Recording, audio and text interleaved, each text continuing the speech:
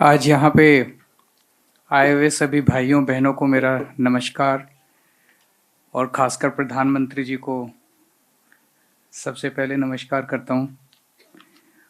दोस्तों, अभी हमने कई लोगों के एक्सपीरियंसेस सुने, स्पेशली जो मिस्त्री हैं, जो कार मैकेनिक्स हैं, बाइक मैकेनिक्स हैं, स्कूटर मैकेनिक्स हैं। आज वो कई सारे आए हुए हैं और उन्होंने बताया कि किस तरह से डेली उनके पास जो गाड़ियाँ आ रही हैं उनमें दो तरह की प्रॉब्लम्स आ रही हैं। एक्रॉस लगभग सबकी माइलेज 30 to 40% कम हो गई है और बहुत सारी गाड़ियों के अंदर 60 to 70% गाड़ियों के अंदर इंजन खराब हो रहे हैं, फ्यूल ट्रांसमिशन सिस्टम्स खराब हो रहे हैं। ये केवल गोवा में नहीं है, पूरे देश के अंदर है और पूरे देश के अंदर लोग इसके खिलाफ आवाज उठा रहे हैं। लेकिन for reasons completely unknown to the people, the prime minister is not listening to the people of this country. Goa सबसे ज्यादा E20 से अफेक्टेड है। The density of car owners and the density of two-wheelers in Goa is highest in the country. 87% families, 87% families in Goa own a two-wheeler. That is much, much more than the national average. 47% families in Goa own a car, own a four-wheeler, which is much, much more than the national average. I don't have the national average right now, but it is much more than the national average. कुछ लोगों को गलत फहमी है। मैं कुछ लोगों से बात कर रहा था, उन्होंने कहा अभी गोवा में E20 लागू नहीं हुआ। ऐसा नहीं है, आप लोगों को पता नहीं है, आप लोगों से छुपाया जा रहा है।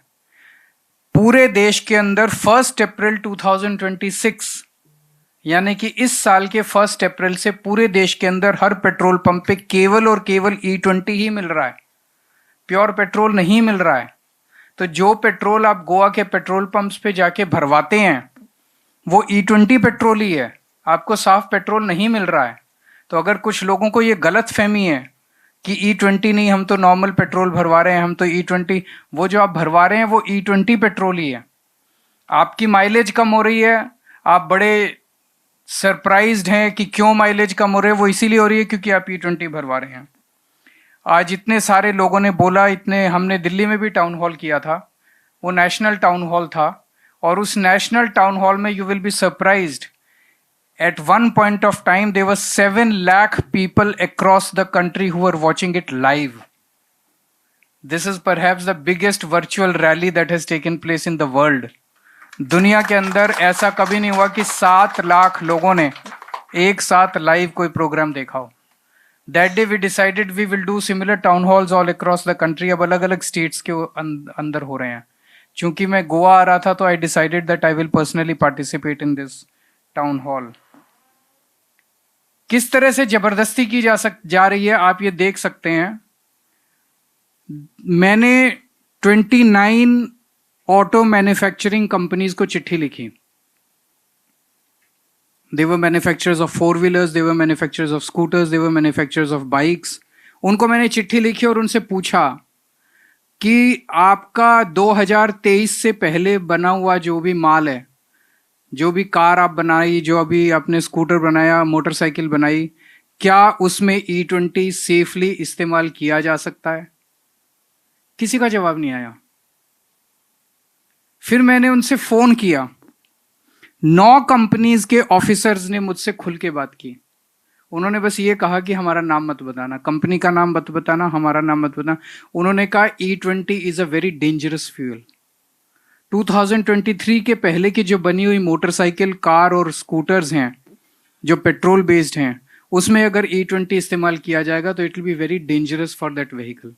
लेकिन बोले हम बोल नहीं सकते क्योंकि जैसे हमारे ऊपर इतना प्रेशर है, सेंट्रल गवर्नमेंट का प्रेशर है, मोदी सरकार का प्रेशर है कि अगर आप बोलोगे E20 के खिलाफ, आपके ऊपर ईडी की रेड हो जाएगी, सीबीआई की रेड हो जाएगी, इनकम टैक्स की रेड हो जाएगी, आपका प्लांट बंद कर दिया जाएगा। तरह तरह से उनको परेशान किया जा रहा है। There is a society called SIAM, आप लोगों ने सुना है?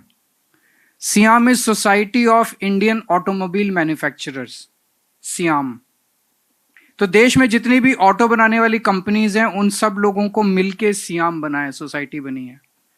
अपनी सोसाइटी के अंदर मीटिंग में सभी कंपनीज ने आवाज उठाई कि E20 बंद होना चाहिए। सियाम ने अपनी एक रिपोर्ट तैयार की, रिसर्च करके रिपोर्ट तैयार की कि E20 इज वेरी डेंजरस। 28 जुलाई को वो रिपोर्ट उन्होंने सेंट्रल गवर्नमेंट को सौंपी और सेंट्रल गवर्नमेंट से रिक्वेस्ट की कि इसको बंद कीजिए।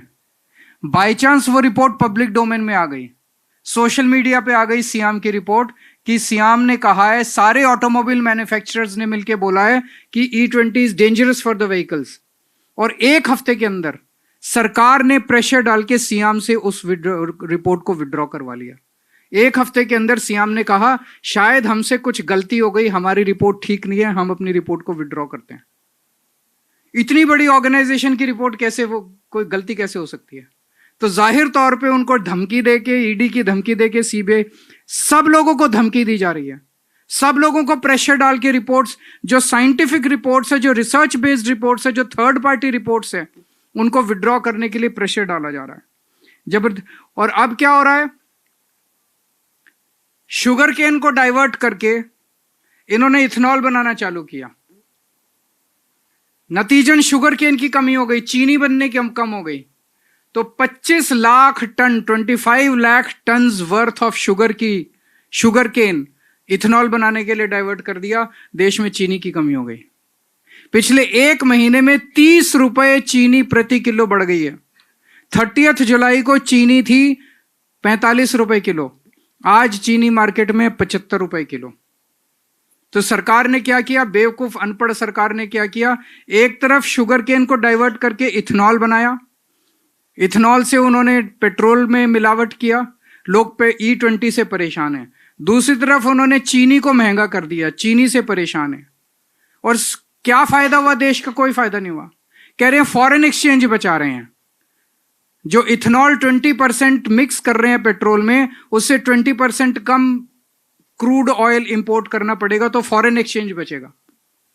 पिछले साल तक हम शुगर एक्सपोर्ट किया करते थे, इस बार शुगर की इतनी कमी हो गई कि शुगर इंपोर्ट करना चालू कर दिया।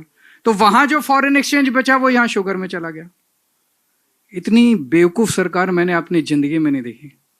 जब सरकार डिसीजन लेती है, ऑफिसर्स होते हैं, एक्सपर्ट्स होते हैं, उनसे डिस्कस करते हैं, तो एक्सपर्ट्स बताते हैं कि अगर आपने इतना शुगर केन डाइवर्ट किया इथेनॉल के लिए तो इतनी चीनी की कमी हो जाएगी। कोई है इनको बताने वाला या ये सुनते ही नहीं है किसी की?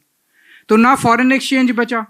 गडकरी साहब कहते थे इथेनॉल मिक्स करेंगे तो 15 रुपए पेट्रोल मार्केट में मिलेगा। पेट्रोल तो बढ़ता जा रहा है, वो भी सस्ता नहीं हुआ, पेट्रोल भी तो जो इन्होंने क्लेम्स किए थे कोई भी फायदा नहीं हुआ देश को। तो क्यों कर रहे हैं जबरदस्ती?